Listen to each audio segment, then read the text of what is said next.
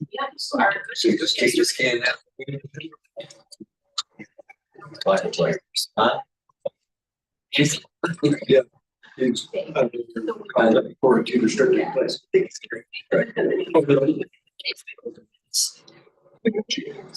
you can see.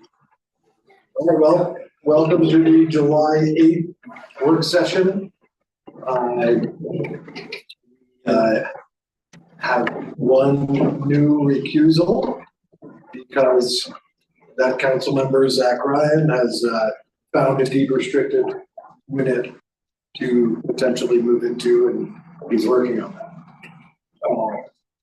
And so with that, I really, before we dive too deep in, I wanted to discuss with who's left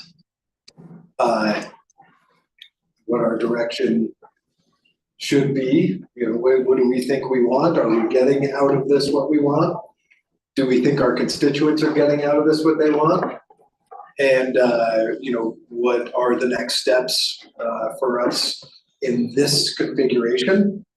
Because you know, not counting any real votes, at this point, we're 2-2 on a lot of these decisions. And if it comes down to a vote and we're just 2-2, theoretically, the vote fails if we come down to a vote and then nothing changes, right? So how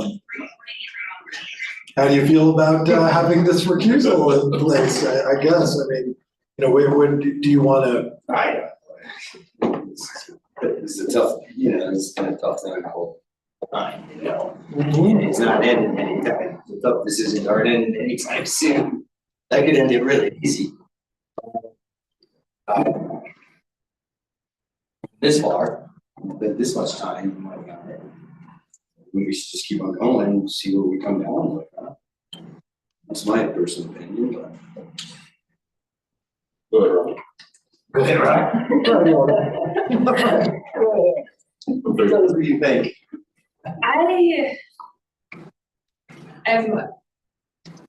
I'm unsure about, like, are we providing something that people want? I think, you know, changing the values of homes is a big thing that people want.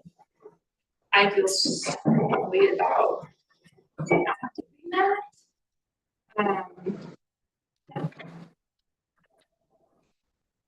And then the lottery, which people are pretty opposed to, in talking from what I heard in the public, but I also know that that's kind of best practice. So if we're not, I'm thinking as I'm speaking. Good. I usually do the opposite. Well, they want to speak. Yeah, Martin, what do you have to say? I think it's unfortunate that we're down to 4, but I see the reason why. I'm happy for Ryan getting a place, and I think our constituency still wants to have us discuss this in debate, and I think we should continue. I don't know what that point of vote is taken. I don't know where that needs to. Andy, you know better than I on how that steers. Yeah, I think we just need to carry it on. We'll see how it washes out. Okay. You know, for me, as I kind of said from the beginning, I don't want to create something that nobody wants. Right. And it's like, if we're going to replace the 2019 opt-in covenant and/or that is the covenant for the future units that we build, is it better than 2019, what we're doing? What we're talking about?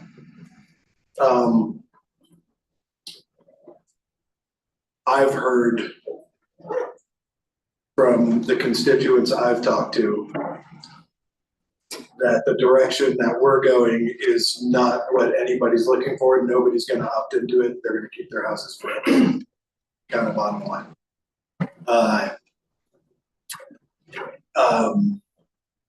You know, we were looking to fix what was broken, if anything was broken, right? we haven't really determined that. You know, we haven't determined whether or not 2019 is broken, right? We were asked by a bunch of people and residents to look at this because of the adjustment with the SCHA AMI schedule. And they felt that they were then devalued at that point.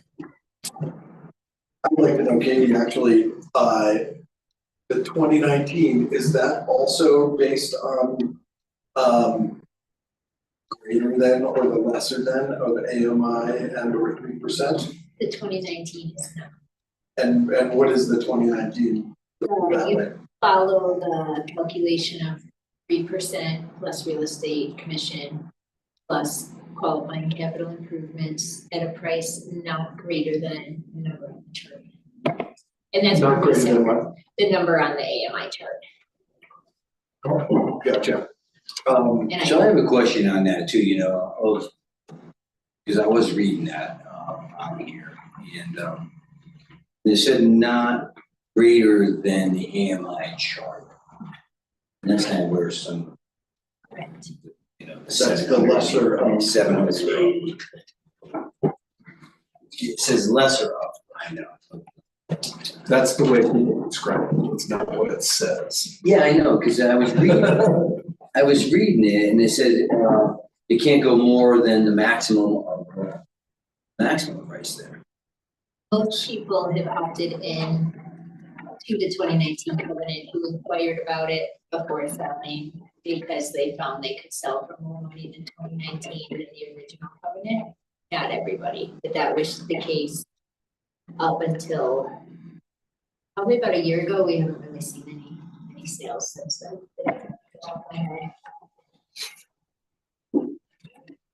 At maximum resale price.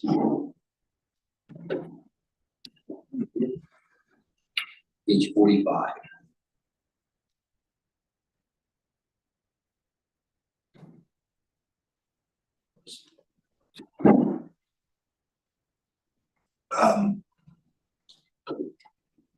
Yeah, so if we keep going down this road, then so be it. I truly hope that we can come up with something that would maybe be better than 2019. I don't know what would actually define it as better than the 2019 covenant, from all the work that we're doing.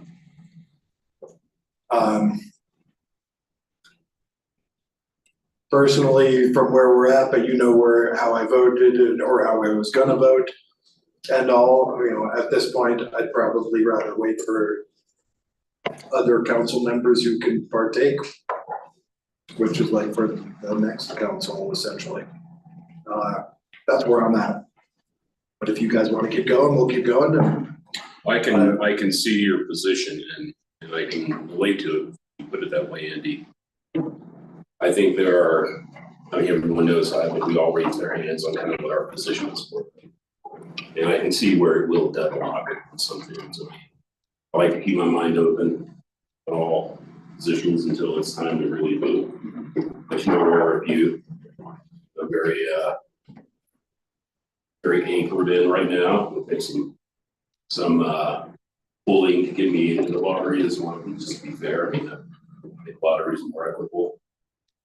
A lot of thought into that, a lot of weighing into that, but I also realize that there's a lot of the constituency is against the lottery. There's a lot there report that I've heard from. I don't know the balance.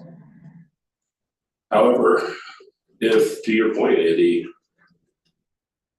are we pushing onto something, onto plate something that maybe there's not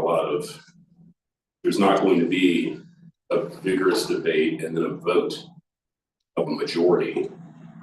You know, are we kind of maybe creating something that we shouldn't probably creating it right now until someone else comes on to? I guess I could be swayed that way. I haven't heard anything from anyone though about them wanting us not to do anything. So everything I've gotten, talking, reading, Now, a lot of people don't know, I don't think that someone's recused themselves either. You know, I think a lot of people still don't know that we're down to 4.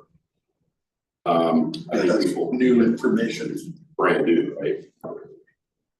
I would like to hear what you two think about it. What do you feel people want? I want to do what people want us to do something. I want us to keep the debate going. Doesn't bother me to debate it. If though there is a feeling that, well, we really would like to have something a little more solid with majority vote. You know, it would nice to be, you know, that we know where our document is, you know, where, because we all expressed our opinions and stuff.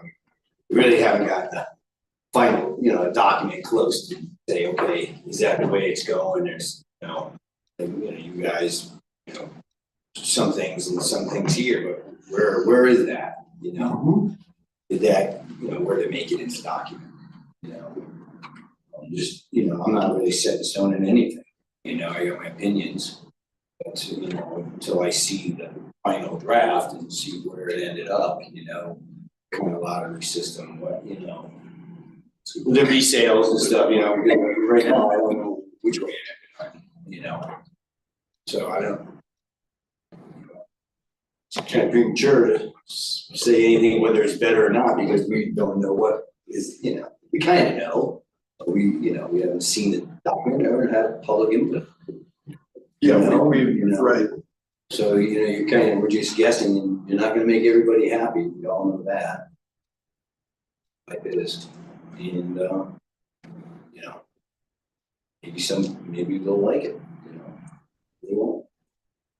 I haven't seen a document, you know, the document, so. Sure, yeah, we haven't seen that. Part of this and part of my feeling on it is really just like, I don't wanna, I'm not looking to waste staff's time, you know, to just get to something that, Well, I think we already done you it. know, that we need to waste. We spent a lot, You know, do we? I think we're ready to end the close to. I just don't know where the council stands now.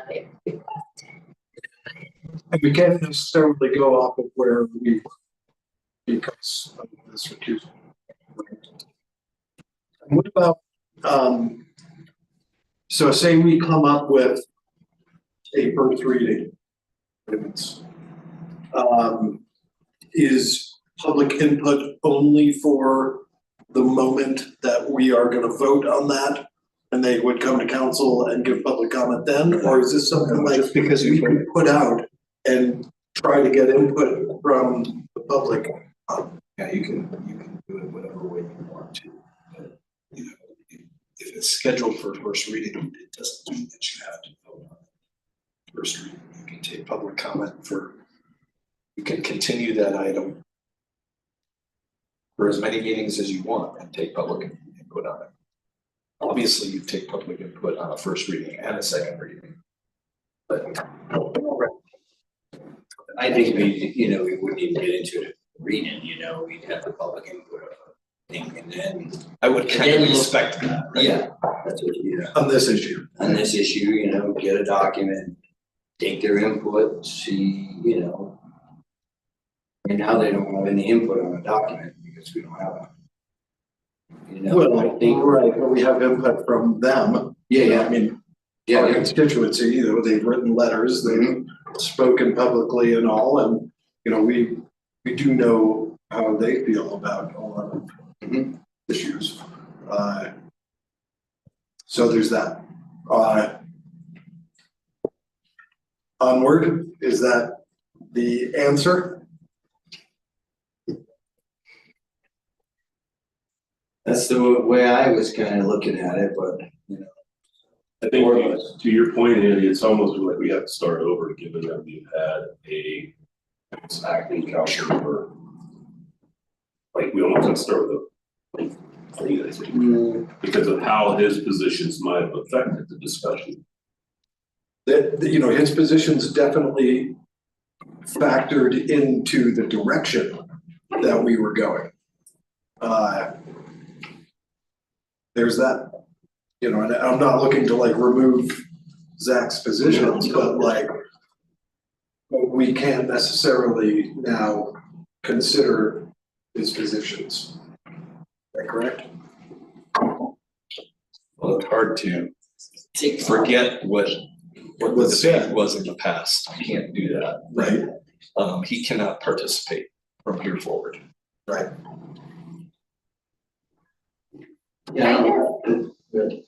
I guess, since we're all here this evening, maybe we can at least start dipping our toes back in and see what it feels like with just the four of us. And then go from there, like towards the end of just us talking about what we think about this. Because I know a lot of time has passed, since this is a bit of a process, but. And so, in which case, I guess it would be like, Katie, you might expound upon where you think the direction was headed and or the direction you felt like you were getting from council. Yeah, which I think actually is how I set this up. And I actually didn't alter what I put in the packet for tonight's presentation, other than putting in the generic reminders. So it starts with a recap of the direction that we heard from council in the last two meetings that we discussed this. So you want to just jump into that? I don't have all this. Is that what you guys want? Yeah. Yeah, I guess so. okay, that's what we want. Was this So in our packet or is this stuff? this is in the packet, but you don't have to. Yep. It's probably Yep. attached right now. Okay. Okay, so we always start with, does the council want to pursue the covenant? The last two meetings, council agreed to anticipate the new covenant and they agreed to continue. Okay, so resale method, and you think we will hit this tonight, that the board was moving forward with a lottery system.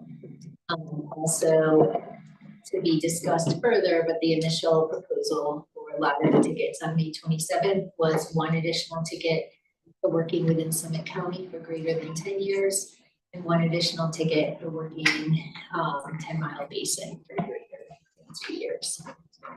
Could I maybe make it difficult and say, how does the decision of this right here, based on 2019 covenant compare? So And the, that's what the way it is. no, yeah, you're not making it more difficult. Okay. The 2019 covenant has that for the first 30 days that it's listed, it's called the priority period. That goes to somebody who meets the the income level, maximum income level that's established for that unit. And they have to be within the town of Frisco boundaries. After 30 days, it opens up to Summit County and a 20% income buffer. So if it was 100% unit, first 30 days goes under contract. If there's a qualified buyer interested who works within the town of Frisco, it makes 100%. We've never gotten past 10 days. Every single unit that is sold since 2019 through that covenant has gone under contract to the AMI, and that would include town of Frisco, in the town of Frisco. So we were looking at the first lottery is people who. Well, it's not even a lottery right now because the seller can pick their buyer. They get a list of the priority applicants that they can pick. And then what the council directed was going into a lottery system if we added to that. But when we were looking at a lottery system, I know I was kind of more lottery of Frisco people first, and then if it didn't, it went into Summit County. I think, Yeah. okay, so maybe we need to. That's kind of just thinking of, trying to, there's a pool of people from Frisco who's lived here for 10 years, maybe, whatever we decide, 5 or 10 years.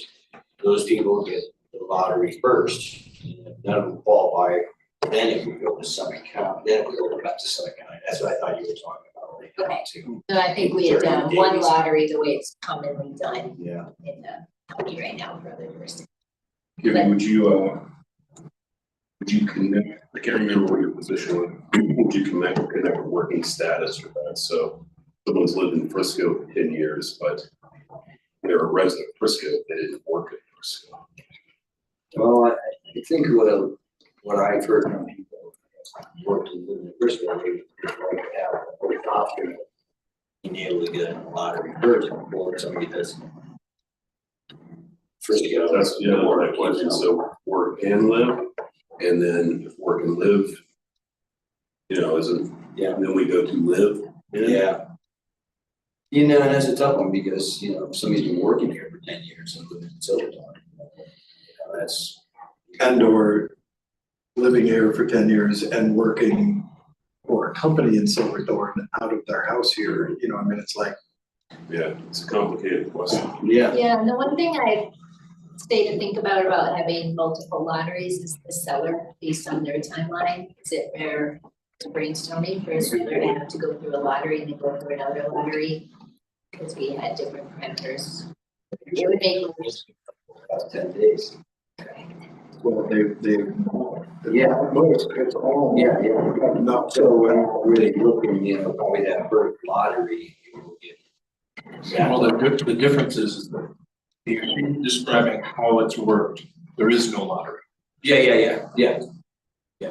You can pick your person. And in the 2019, you have the choice of picking your person or going to lottery. There's no talk about it. Great. Yeah. Okay. I guess if somebody asked, the authority, they might be able to work with them. So.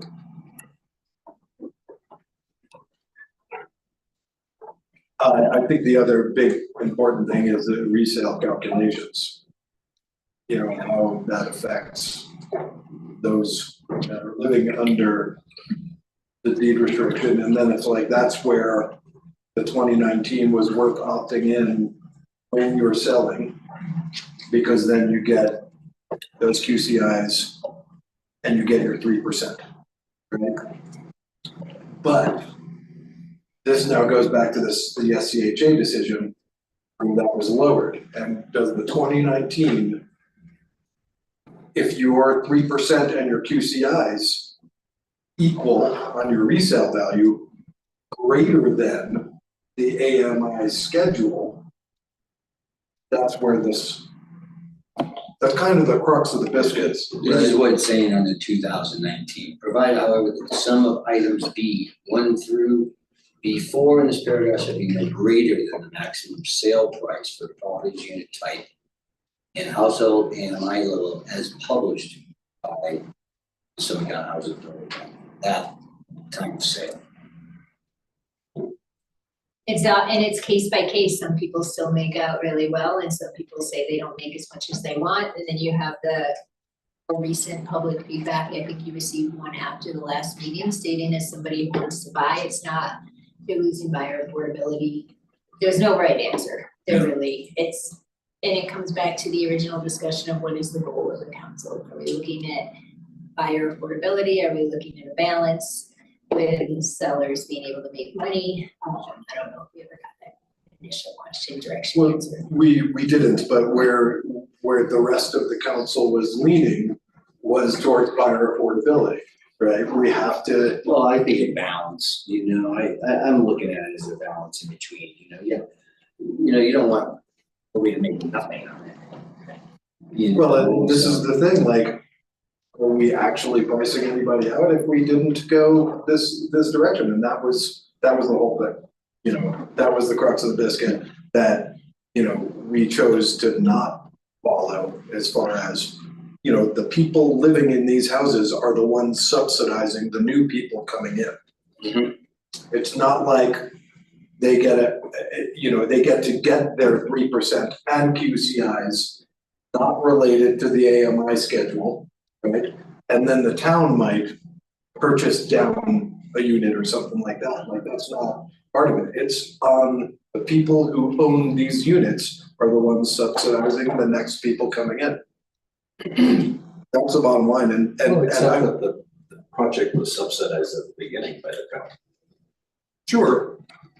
But, look at real estate, and as count real estate for the last 20 years and look at it for the next 20 years and all that, and, you know, just getting your 3% and QCIs is not like a major windfall, we've already discussed that, right? And that's where this was falling, it's like, oh, well, if they now get their 3% and QCIs, then there's this windfall, which I don't think is actually a windfall, it's not something that, you know, you've actually said that, you know, it's not like we're creating mobility, because out of that, they don't get enough mobility to create mobility, right?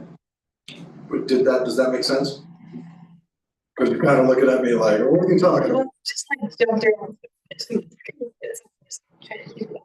Yeah, you went paper. Getting back to, as Katie was saying, you know, what's the difference? Like, are we looking for absolute inexpensive for the people coming in? Yeah, Or are we looking to create any mobility at all? And that was something that was not answered by us, right? We chose not to answer I mean, that. I think we kind of agreed from last meeting that like it's important for people to be able to build wealth, which is why we decided that it's okay for folks to have other properties so that they can build wealth outside of Summit County, but to also have it affordable, relatively affordable, even like, you know, the prices with the 3% is, I think, pushing for a lot of folks. I think, Not according to AMI. yeah, I know, but the AMI chart is also, I think there's a really important, Corey has stressed the importance of the buffer and having that, and with the AMI, we don't get that buffer, we're going past the AMI. That also makes it hard for it to actually be affordable. It still absolutely falls under affordable because it's selling all over the county at that level. At the greater, you know, what I mean, like, that doesn't hinder anybody who's actually looking at buying, who can qualify at 100% or 100% unit. It's not like that unit all of a sudden is getting priced out and we're giving this huge windfall. That's my point in this whole thing, you know. So I don't know, you know, I mean, it seems we're still not gonna answer that question for the most part. And so, you know, how would you like to proceed? I will do what the council. Well, I think we have to answer that question, Mitchell, right? I mean, that is, as you said, I think the most important question being asked. And if we're not gonna be able to answer that question, it goes back to, are we moving forward or not? Do you want me to skim through the other quick recap? Yeah, Quick. Sure. So capital improvements kind of connected to rezone calculations that Andy was just discussing. And again, a reminder, this obviously was not the full support of council, it was the majority of council. Proposed moving forward with a standard 3% non-compounded annual increase. We did get into the maximum capital improvement value that was gonna be brought up later, which I think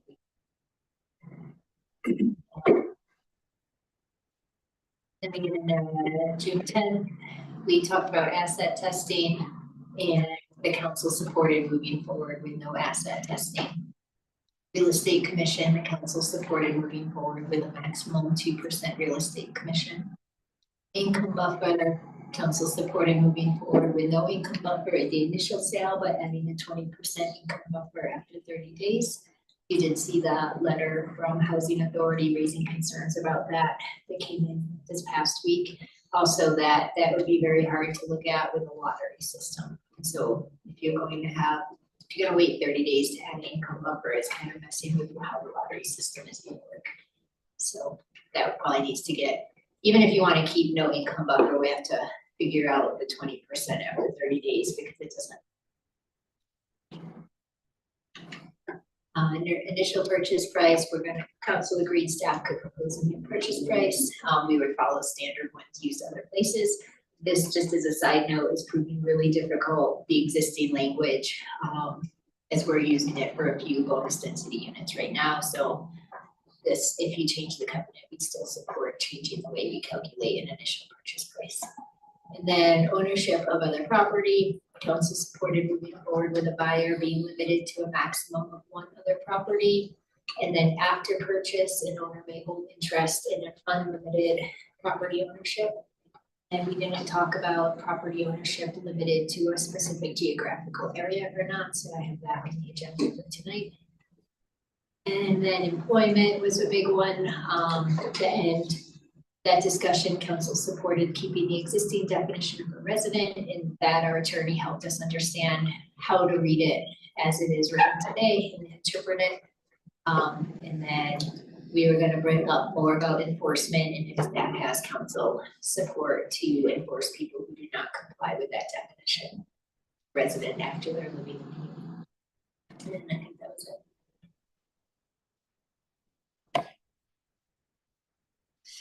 Wanna see if the council still is on the same page with each of those, or did anyone also think we had a different idea that wasn't actually captured correctly in these? It goes with the asset testing, it's kind of, I'm kind of, with that the way it is now. As we talked before, I said, you need to have more than the purchase price of the home and assets that have, something like that. I don't think it should be no assets, because Does the council want to discuss that one again? I think we should, we should. One, it's a good recap where everyone maybe might have thought since last council meeting, maybe some positions have changed. But also since we're done before, maybe just revisiting them and seeing if we're still there, or if we've changed positions, because it's not here, I can't remember exactly this position on each one. Now it doesn't apply. I know it doesn't apply, so I guess that's good, I don't remember it. I'm not for asset limitations myself. I don't see the wealthy trying to steal up workforce housing. That's my own position. why not? And we talked about that last time, that there were people who were doing it. There is a couple. And LF, and, No, I know you brought up particular names. Yeah. Right. But it happened, so. And why we got no asset testing. As much money as you want, as long as you work your 30 hours here, then you can get into workforce housing. You have to have a certain AMI level. Yeah.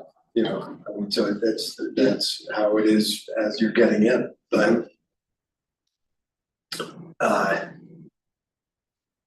If your parents happen to be wealthy and they gave you the down payment and everything else and you qualify, you're getting in there anyway.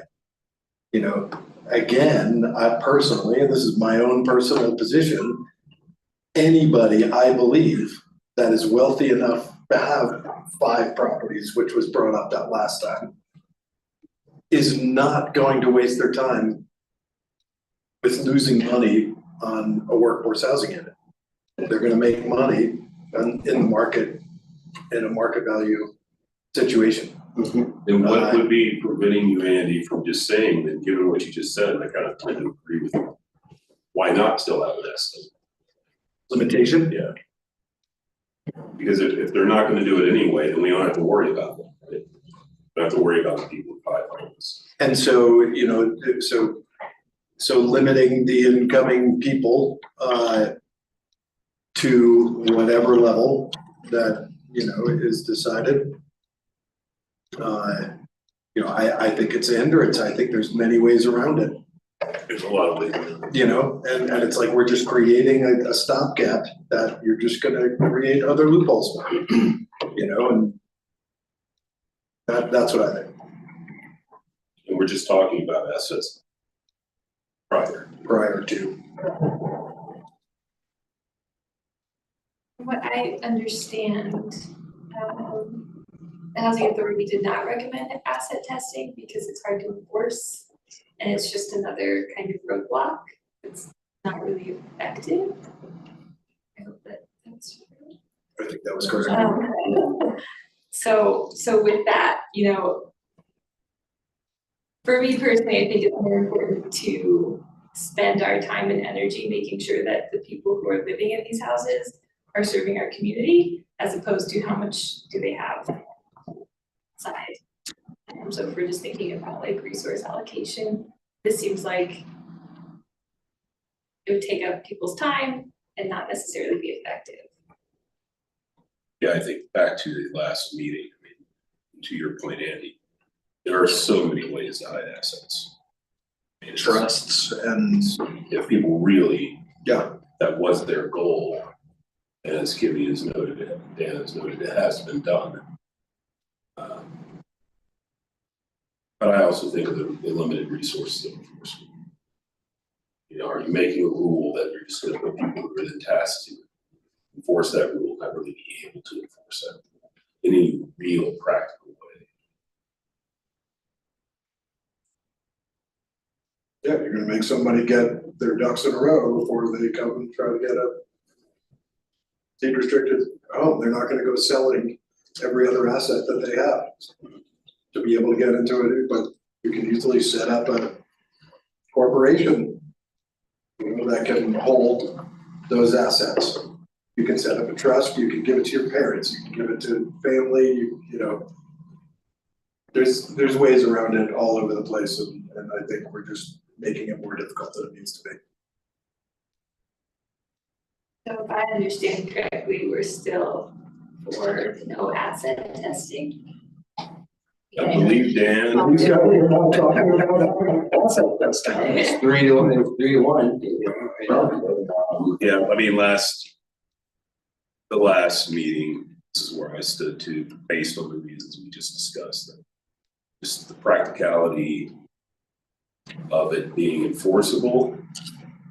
And also the reality that most people, some exception, there's always someone out there who's gonna try to Kimmy's point. Get a nice place in peak one, or maybe they don't deserve it. I would lean with Robin in this right now. Robin and Dan, I thought Robin. or you. Robin, Andy, and me. is that what that was? So then we're still in the same place, basically. That's what I heard. Okay. Do you wanna relook at any of the other recap? Sale method. I have been having some thoughts recently that I'm not for sure said, but I wanted to bring it up to you guys to see what everybody thought. I've been hearing a lot of constituents saying things like, you know, they're just applying for every single deed restricted house available, see what you get. And, you know, I think Alex Beach said last week that 2 weeks ago that there was a 3-bedroom house that he would have applied for, but he didn't need.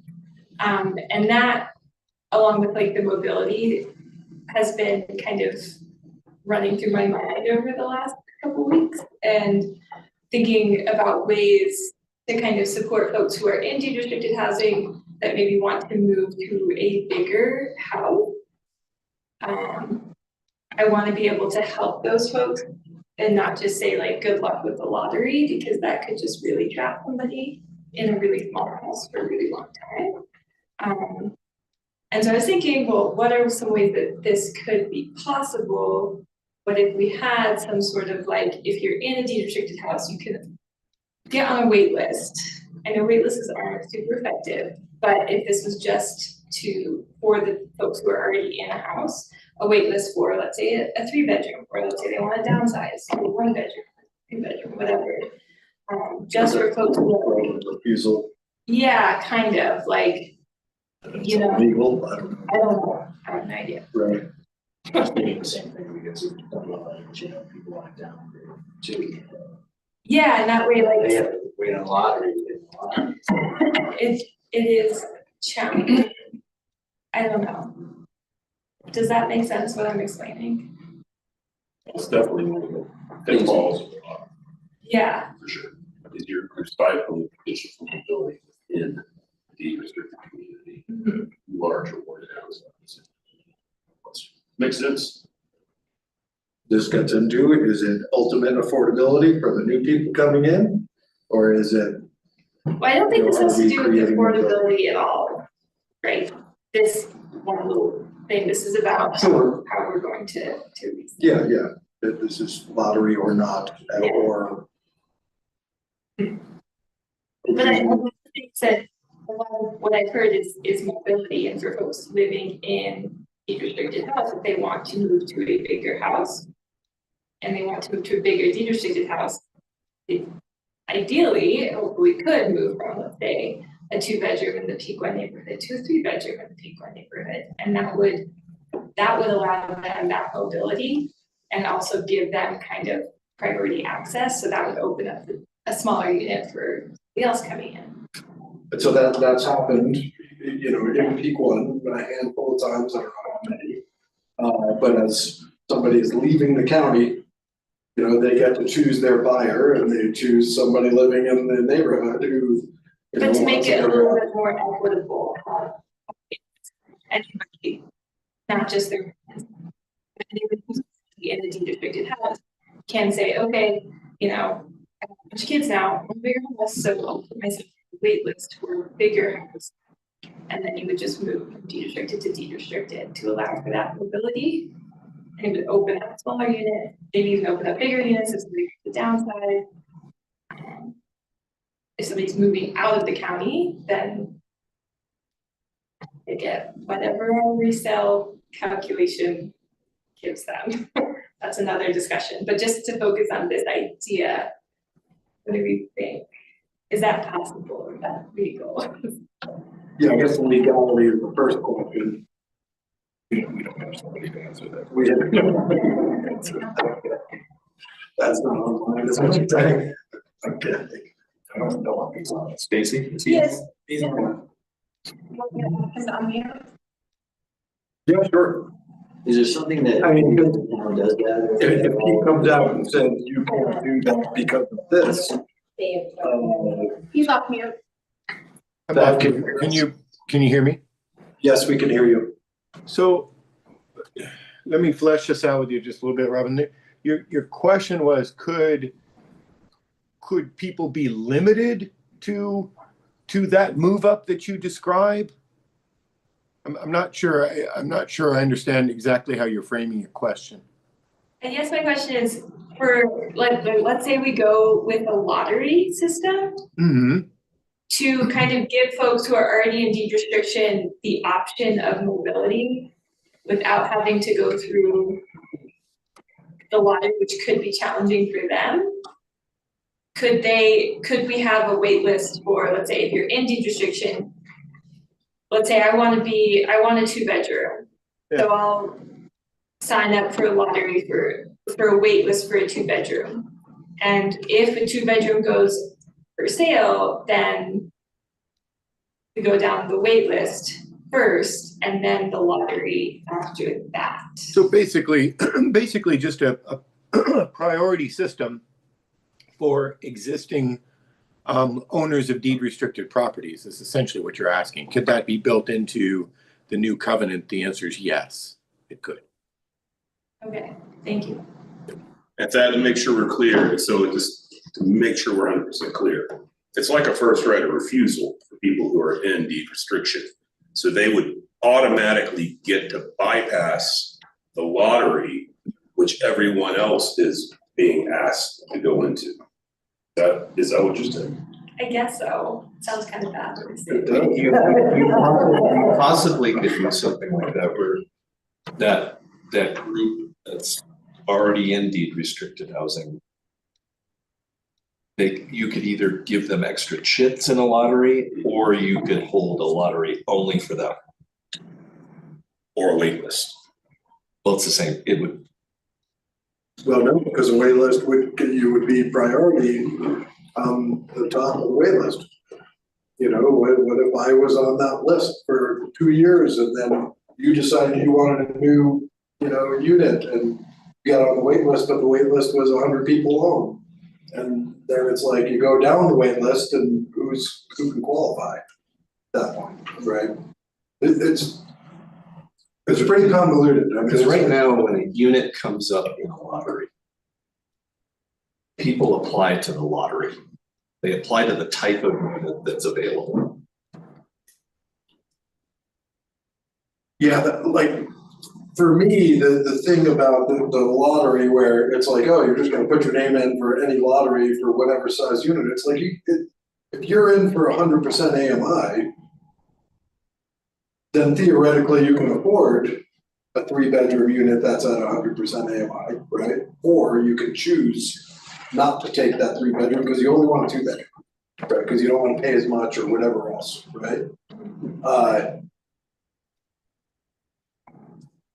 I don't know, it's confusing, it's getting more confusing, I feel like.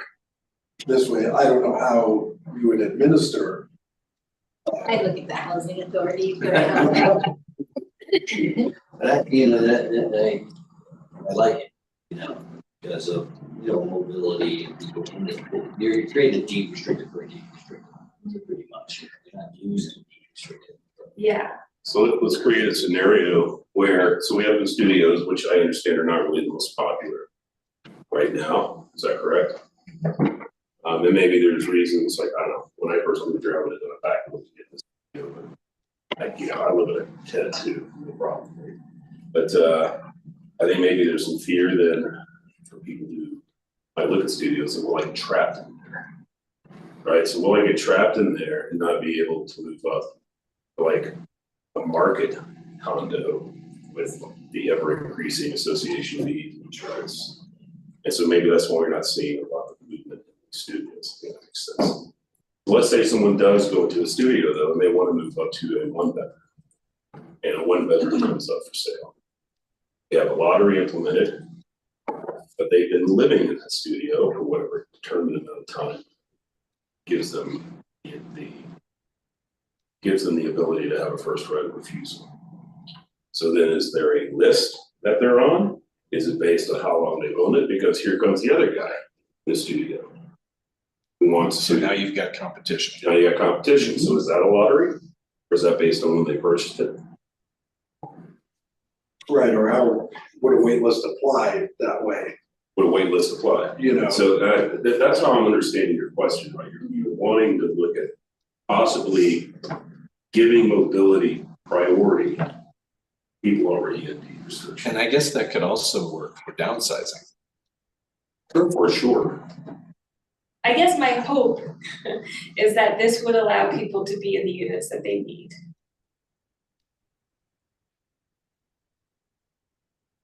I bet there's not a deed restriction that contemplates that in the county right now. Maybe. I think it's a good thought experiment. I think it's worth talking about. Because there are people, we all know there are people right now who would love them. In deed restriction, because they just, the original goal of getting them to move on into markets and stuff.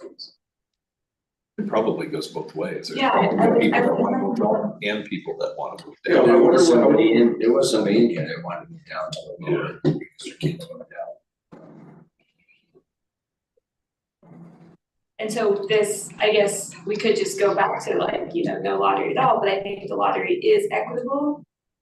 But this would just like allow for a little bit more mobility and that equitability of the lottery. So that, you know, that I think goes towards the, you know, you get more chips and you get another, you know, but we hammered out, you're here for 10 years, you're here for, I forget what were the 4 things where you can potentially get 4, it's right here. Additional ticket, thank you, Ben. Additional ticket for working within Summit County for greater than 10 years. Additional ticket for working in the 10-mile basin for greater than 2 years. And those things kind of contemplated person that's not in deed restriction. That's true, that's Housing, yeah. contemplating the person who's trying to get into. I think it's interesting. That's what real estate is trying to propose, a mobility answer to that, which hasn't been talked about. Yeah, so So I don't know, what, do you get more tickets in the thing? I mean, partially also looking at the stock at the resale value. Because what that does is that it, obviously that person's coming out of deed restricted, it opens up another deed restricted. The person who's leaving their deed restricted unit. If they got priority to cause mobility. And that actually, Getting a 2-for-1 mobility. yeah. As you're opening up a unit. Is that manageable? I would love to hear the housing authority's thoughts on this, if and when they contemplate this idea. Because it would either have to be a wait list or another lottery, and if it's a wait list, what's it based on? Time that you said to someone at the housing authority, I'm looking to move up when another unit opens up, or I've been here the longest. Do I get priority, or is it just another lottery? Okay, so, That's probably gonna take time. I'm interested. If Corey is interested, I'm interested to hear the Summit County's viewpoint. I don't want to hear that we should do this. Sure, I'd be happy to. I think if you went down the road to create a wait list on top of the lottery, you would inevitably negate the lottery. Negate the lottery, because you never get to the lottery. Correct. Because there'd always be somebody ready to go. Yeah, and I think it'd probably be a little bit difficult to quantify or qualify, I should say, the wait list itself, and who would actually be able to be on the wait list. So I it think your wait almost, list would be long enough that you would never have a lottery. so I mean, maybe a less charitable way to say it is you would be strange enough, but I think you'd be creating a privileged class once you did get a deed restricted unit. Of middle class. And so the people not already in deed restriction now have a much bigger hill to climb into because the people in deed restriction are looking for it. Mobility is something that was always part of the design. Right, does this necessarily address or, take care of the mobility thing? It's You know, defining mobility a different way, because originally we were probably looking at it as moving into market rate housing. Like you have this facility, and now you're considering mobility within restricted housing. Right, Which doesn't create more housing, it just possibly opens up something at the bottom. right, and the issue there is we have a serious gap in the missing, in that stock. There's only 460 AMI units in, Pequot, I'm asking. 62, there's 8 would work, I think. There's eight, oh, so there's 8 would work on a deed restriction light. And then there's About 61-ish. 160 AMI. 60. No, In peak one. in Pequot, 60. there are 60. They're not 100%. No, I'm saying AMI level of 160%. Oh, sorry. There are 4 units. Yeah, that wouldn't count out. And those. No, those people wouldn't have the option to move to another deed restricted unit unless they wanted to go downtown. Well, that's how that goes. But if they did, The then you're larger okay. units, the larger, higher value units, right? Great, that's only 4 out of the 9 that are there, 60. 60? It's 49 deed restricted. They're all deed Full deed restriction, not deed restricted like. It is. There you go. Thank you. So. I don't know, that this necessarily answers that question. And it potentially makes things more difficult. And it doesn't potentially, it definitely gives people already in deed restriction the upper hand. But theoretically, if everybody was to move around the neighborhood or in town into different deed restricted units, right? At some point, there's one unit that's gonna end up in the lottery, right? I mean, And we are talking beyond peak one. sure. I'm also curious, like, if we look at the data of how many of these people have that data, how many of these people who are selling their restricted homes, are they moving out of the county? Because that would then open up a unit eventually. Yeah. Down the line. I think when they check, when they submit the form to get a resale calc, they are supposed to check a box with the housing authority statewide. They're looking to get that calc, and I don't know if the housing authority carries that into an actual sale.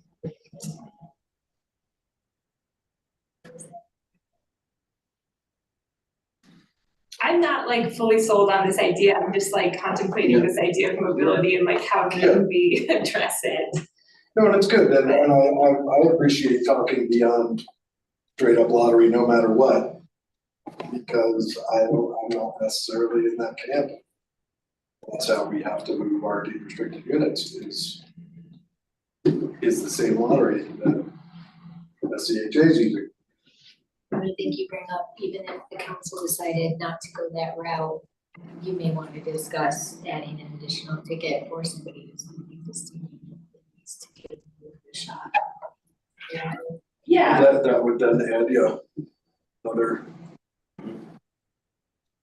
yeah, I would say so. Somehow I mean, in the idea that your extra tickets in the lottery, you could weigh it heavier than other things too. You can decide to give 2 to that preference.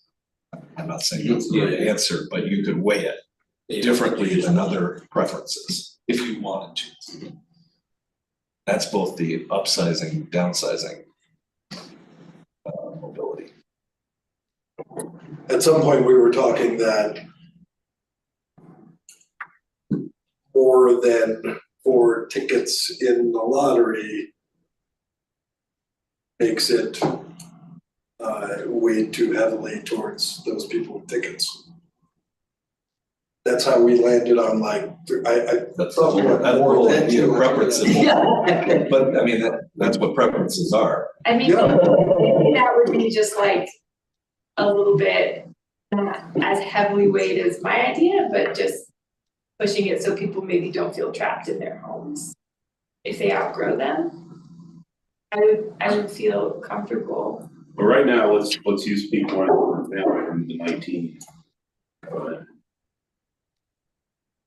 lot of people lived out there a long time, they know each other. Someone's decided they're moving. Right now, they can bring their own buyer. So I would say just by the nature of living in the community and knowing people, that there would be a natural ability for people to start talking about becoming that person's buyer, maybe multiple people. So right now, it's inherent in the system to some degree. The lottery is what Because you can choose your buyer. Yeah. And I guess too, I mean, the council did move towards a lottery, which, I voted for that, I know. Do we need to ask that question again? Does this council still want to move towards a lottery? We're down to 4. I still support the lottery and I think it is the most equitable. And I just see this issue of mobility within deed restriction that is not ideal. So I like the idea of just maybe weighing it towards Versus like having separate. separate wait list idea. It sounds like it could be really complicated.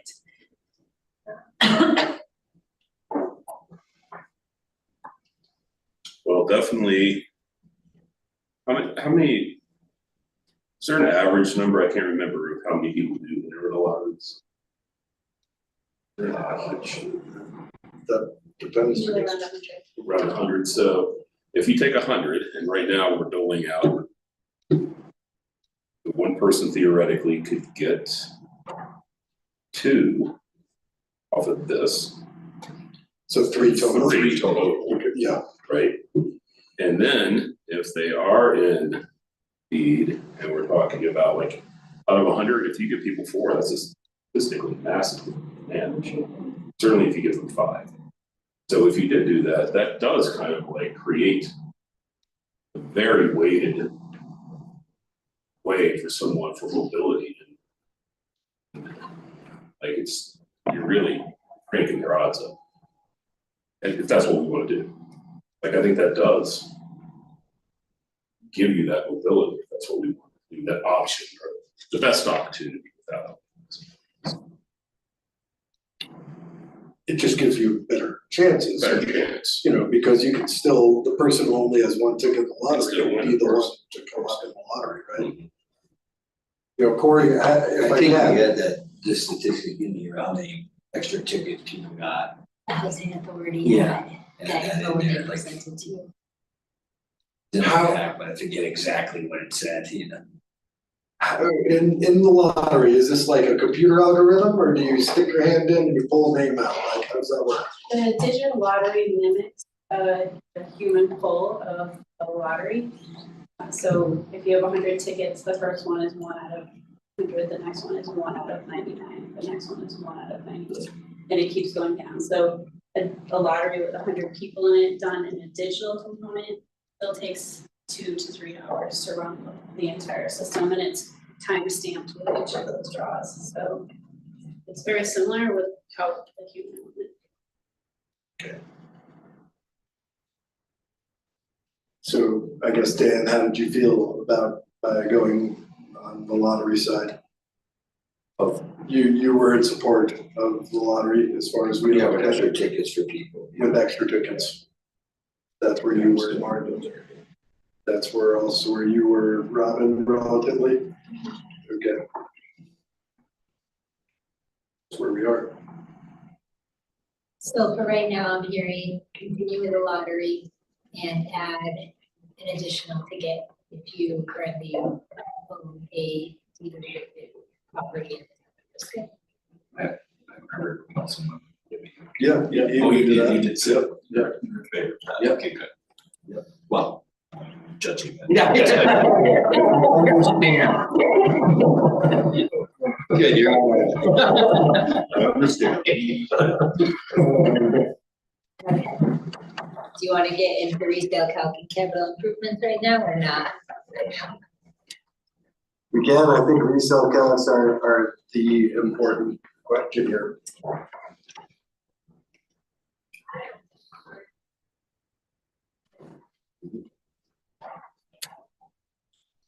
So, how about on the 2019? It's still the lesser of the words, it says greater than, but, is that the case? No. It does not. There's no greater or lesser. It There's just can't one go over. calculation. But it can't go over the lesser of. No, there is no lesser. There's one number on the table. You can't go over that. There's no greater of, there's no lesser of. There's one formula. You take your sale price, you get 3% a year, 2% real estate commission, and then capital improvements are qualifying. And then you total that, but that number cannot exceed the number on the chart. And it's about, yeah, I understand why people describe it that way, but that's. it's not a lesser of. One way to go. It's What if- actually something to do, right? Lesser. That it can't go over that number. Two options to look at. Which means you are tied to the lesser of. Which is why tying it to the table is difficult. Let me clarify, most covenants, including the original ones, there's that whichever is lesser, you take this formula or you take this formula. So it's really confusing to say lesser of, because I think staff automatically goes to, we have covenants that say lesser of or greater of A or B, and we calculate A and we calculate B, and we compare those 2 totally different ways. This formula just has one way to calculate it. So maybe using lesser of this country is confusing because staff has seized covenants and it does not say lesser of. Yeah, actually, I don't know if I understand that. Because it still sounds to me that if you calculate this way, 3% QCI's, real estate fees and whatever else, and if that number is more than the AMI schedule, you are tied to the AMI schedule, which is lesser than, in which case you are undervalued from where you would normally be from 3%, your QCIs, your real estate, and everything else, right? This is the crux of the biscuit right here. And this is where, like, I am saying, you are not coming into some major windfall by going forward with your QCIs, 3%, real estate fees, and everything else that would be in there. But you are, and this is why it came forward, but you are potentially getting devalued because you don't get that. And you have to go with whatever the lesser is on this chart. And that's why you guys all decided to go with the 3% only without the AMI comparison, right? Okay, so if we went with just the 3% without the AMI comparison, you would still get theoretically everything in the 2019 without having to compare to the AMI chart. Are you still talking about capital improvements? Sorry. Oh, they're in there, yeah. Capital improvements would be in there, because that's, as far as I remember, that's what this, Yeah, we this didn't get council to was, a prediction of what could be 10%. we never got this. Well, it wasn't. If we get there. We could get there, so But yes, that was the direction. And that was 3 to 2, correct? That was That's 3 to 2. So what I was up here, 3% not compounded, and then recognizing there would be capital improvement, but we didn't get to what the step, if it would be unlimited or capped. And then we also agreed, the council supported a 2%.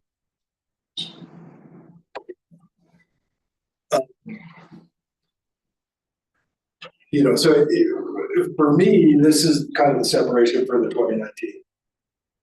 Or not, and or the original covenant that a lot of these people are living under, because they're either valued at this or they have to be stuck to the lesser of. And, you know, I know you don't like the verbiage that way because it's not written that way, but bottom line, that's how I understand it, and that's what it looks like to me. In the original covenants, they lesser of for people, just that. The original covenants do. When And that so, was created, it was for lesser of, and that was what led them to the town to change and go into the 2019 covenant. right, and so the 2019 covenant, without the words lesser of, does that not still point to you're still stuck there? Only if the AMI number is less. A lot of people Yeah, more though. at the chart. Then we're, Then your 3% and your QCIs and your real estate commission You can get all go of up to that number. You can reach that level. In what world, Corey, I'll ask you, is the AMI schedule going to be increased above all of these levels? Like, is the SCHA, as far as you understand, you know, as far as I understand, the SCHA lowered the AMI schedule to keep it more inexpensive for the future units, is sort of the idea. Sort of, yeah. Kind of. It was the board that decided more money needed to be allocated, the same amount of money is what somebody can afford.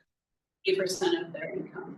That didn't change, it was just the board decided that more money needed to be allocated to property tax, property insurance, HOA, which And increased that number, and insurance, which then decreased the actual dollar figure that was put towards a mortgage or purchase of a home.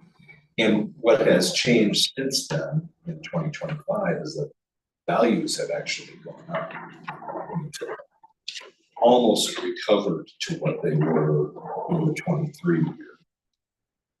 we believe that trend is gonna continue because we're not messing with those other factors within the table. We don't feel we have to change those other factors in the table. That's at least the discussion that went on At this point, for 2025. right, and that could change next year. And theoretically, it's never gonna go up, it's gonna always go No, down. it went up. No, but if you are adjusting the scale, you're not gonna adjust it up. Well, interest. Well, but if rates interest rates go down. down, the values will go up because people will be able to afford more. They're 30% of their income going towards housing go further. So yes, the table will go up. And I think one point to make is that there's a variety of units that are maxed on that chart, but there's also a number of units that are not maxed. And that was kind of in one of your attachments that we redid this time, where a lot of your 2-bedroom, 100%, we took when they were purchased, added 3% a year. A lot of those are still allow about 60,000, 70,000 for capital improvements before they even hit the chart, and most people have not invested that money, at least for that money. But you're correct that there are also units that are capped. You have someone who built a garage and is capped, you have someone who built a garage and is not capped. And it just depends on when they bought it. whole thing about making a blanket statement about it, because each unit will be considered individually. Cause it all depends when they. It's just hard to make a blanket statement. Sure, but attaching it to what potentially is the lesser of is something we can make a blanket statement about. I mean, But it that's will, the bottom. except that it will affect each individual unit differently. Sure. Yes. Yeah. To me, it seems like the ones that would be negatively affected by being attached to the AMI schedule that way, compared to those who wouldn't even hit it yet, it's a win-win for everybody if we remove that attachment to the lesser. Because automatically they'll get what they deserve for their unit. Well, it would and it could be more predictable. It could be more predictable. That's another interesting point. So.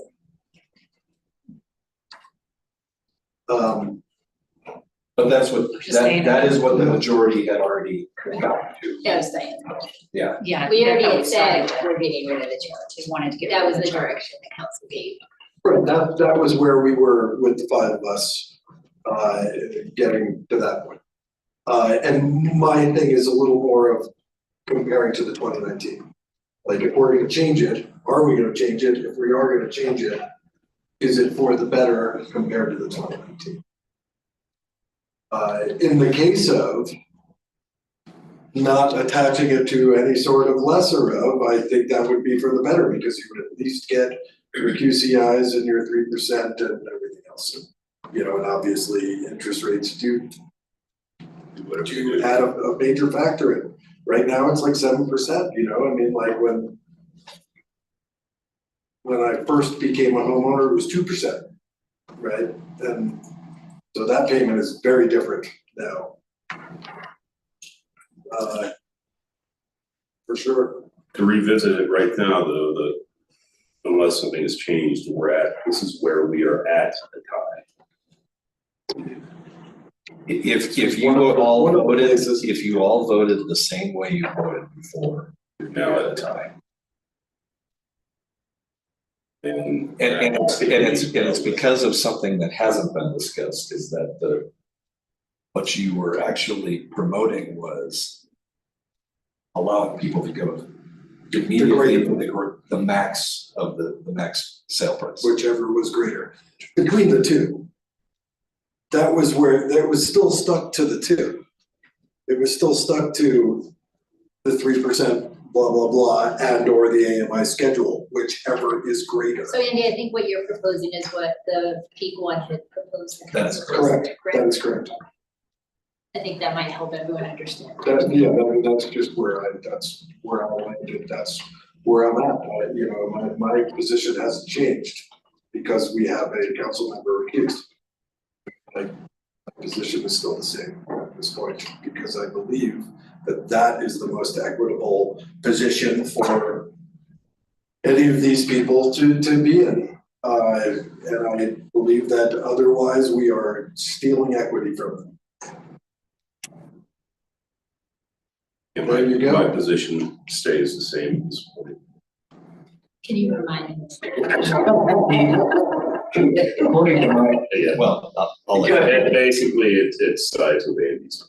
So the greater of, you get unlimited capital improvements, what peak one is asking? we have. That would be At wrapped this up point. into this. But yes, we haven't even talked about that yet. What level And that would is be keeping acceptable. the AMI chart also. Yes. So if the AMI chart surpassed the position, then you would be capable of getting more or more at that level. That's, and you know, and that's where I think the big look at, you know, windfall or, you know, extra money is coming from, we're not talking about that much money. Well, I think that's when we Some first units started, are more money than others. yeah, when we first started walking down this road, that was the concern, I think, of most council members. And I don't think any of us want someone that has some massive windfall that then makes a product unsellable with the heat restriction.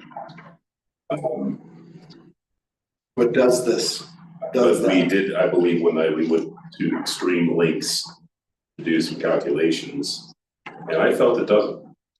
I felt it didn't do, I thought there were a few units that were able to garner a higher level there. I did not remotely think that that fell out of the AMI level was coming in. Do you want attachment 6 that was in your packet to zoom in on I or can pull it no? up. You can zoom in on it. With the unit on there. Attachment 6, it says on the same.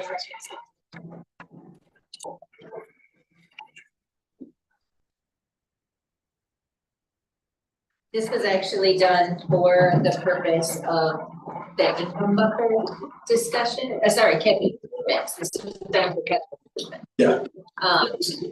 And so if you look, let's just take the average, the middle one, bottom of the, take a 2-bedroom, 100% AMI unit. So I'm taking the middle, you can look at all of them, but don't scrolling into 2-bedroom, 100% AMI units. There's various units of the sale date. I do put the garage type just as a reminder because I think it's interesting to see how prices differ when you have a garage or not, which is a downside of that AMI chart because you could sell a really rundown 2-bedroom condo for the same price as you can sell a 2-bedroom house with a 2-car garage, basically. Because 100% AMI. Correct. The chart doesn't distinguish a difference between what you have, whereas 3% would be more, if you didn't use the chart, you're more reflective of what your amenities are. Right. So just for info, we add that sale date and then we do the math, we take the sale price. There's a bunch of hidden columns that just do the math behind the scenes of how many months they've owned it. Purchase price plus 3% a year. You can see what that is not adding real estate commissioner capital improvements column. And then you can see the AMI chart maps. And the difference is what you could add. So the one built in 2002 can sell 3% a year, 355,000. Now that's a really old unit. I mean, sorry, they last sold in 2000. Let's take the middle one because it's more average. October 27th, 2020 sold for 319,448. Add 3% a year, they can now sell it for 364,170. The chart says you can go up to 418,294. So that difference column shows what they have the right to add for real estate and capital improvements. And then the 3 columns to the right show if the town had 10% cap on capital improvements, they could add 31,000 if they had done that much for it, 30% and 50. So the difference column, the red are where people, sorry, these shouldn't even be red anymore, but you can, the numbers are accurate, but the colors are off. Basically, the 2-bedroom, 100% AMI unit, they all can add capital improvements before they hit the chart. Now, when you go past that chart number is when you're looking at, is it going to be affordable? Based on 30% of your income. Yes. Sorry about the red versus black. I forgot to fix those. Right, when you compare to what, you know, this is new product, and I know differently about older product and new product and all, but 100% AMI level person going into a brand new product, like potentially our council members going to do, brand new product, it's at that higher level. Is just what that's going for nowadays, Smith Ranch and whatever else. You know, that's where the seller fee is either being paid for by the seller or it's being paid for by the buyer. And or split, the difference being split there. But, you know, 50% of the purchase price in QCIs, that's like without real, what's the term? It's not deductions, it's, they lose value. Depreciation. Depreciation, thank you. Depreciation has to be factored into that as well, because when did you do that? Why did you do that, right? We haven't even talked about these things at all with QCI. So it's a little bit, you know, just 10, 30, and 50, that's a little, you know, arbitrary, basically, at this point, right? It is just to give the council, when we got to that discussion item, an idea what the numbers. Yeah, totally. Yep. So with that, is all of the red from the rest of these, I wouldn't trust the red based on the one that I read being off. I think that was because what happened was I had to change all the months because I had done this about 14 months ago. And when I re-updated it, I added 14 months to the months and then that changed them and I didn't take the time to make the red and black. So I would not count on the red and black. Then I trust the numbers 100% based on my formulas. I do not trust the red and black. But you can look and figure out for yourself if it's positive or negative. Okay. All right, so I guess then it gets into the QCI talk, which we haven't even discussed at all. And, you know, what's possible and what's not possible. You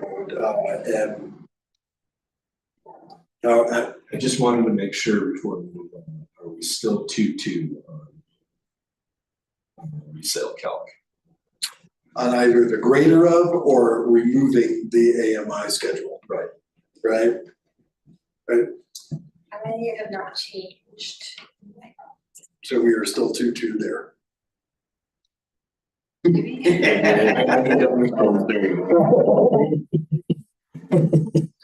It's, you know, looking at these prices, I was 3% too, you know, last time and stuff. Yeah, just because the chart's so unpredictable, you know, it changes. But then looking at some of these maximums and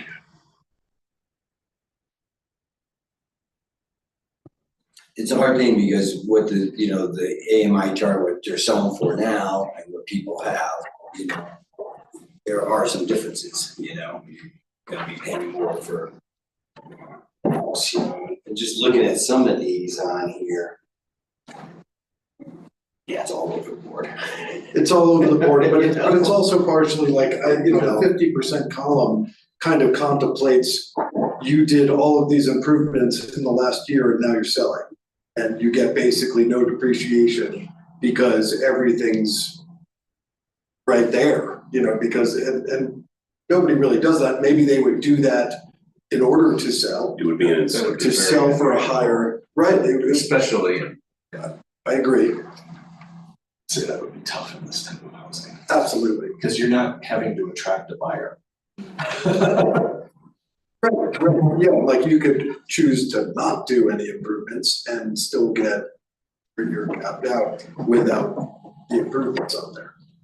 You know, which you didn't put any money into, you're not getting paid for, that's fine, but when it came to QCIs, for me, it was a little more of like, you built a garage and you don't get to anything from the garage? Like, that doesn't make any sense to me, you know?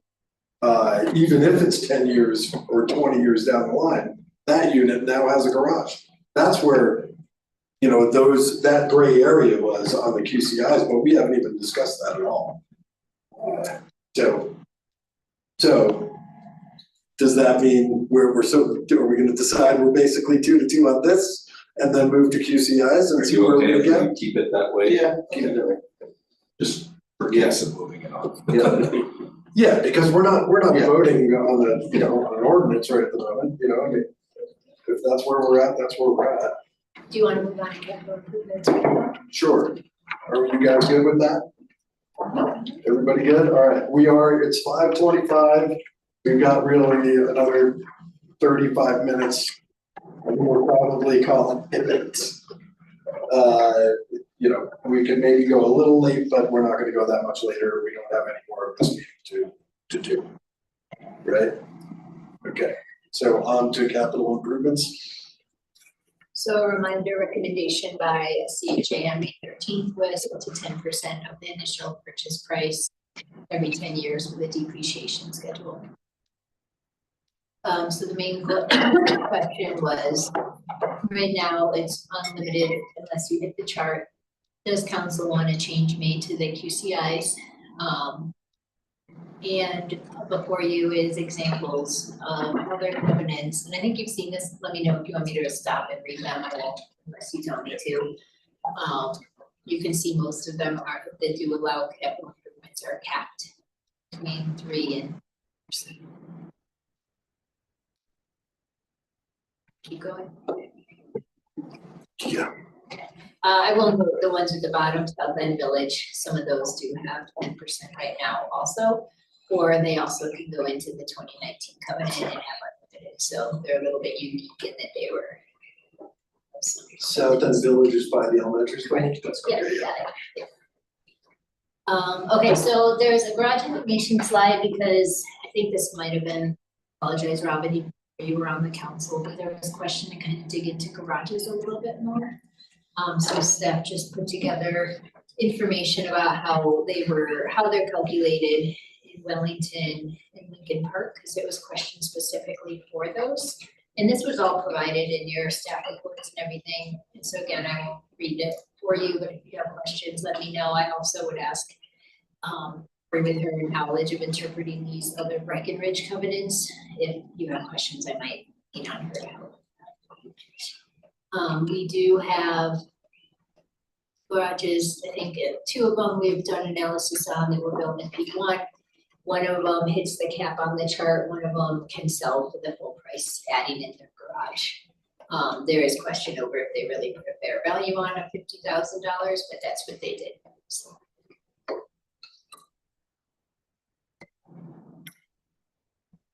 All right, and then, oh, sorry, that just shows you what I just jumped ahead and said, because people had wanted to know about garages in P1, the ones that were done, you can see the one on the left. Now, this is based on the newer chart, so they come in just over, and then, oh, okay, sorry. So, sorry, I did this a while ago.